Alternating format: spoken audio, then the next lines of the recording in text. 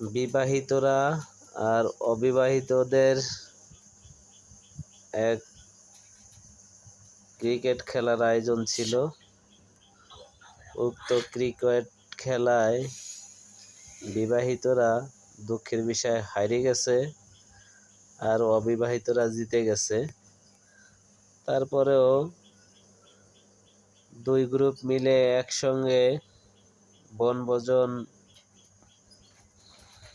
আয়োজন, অনেক সুন্দর একটা মুহূর্ত। সকলে একসঙ্গে খিচুড়ি খাওয়া হচ্ছে রাত 12টার সময় প্রায়। অনেক আনন্দ, প্রত্যেকেই একসাথে মিলেমিশে, এটা স্মৃতিময় মুহূর্ত।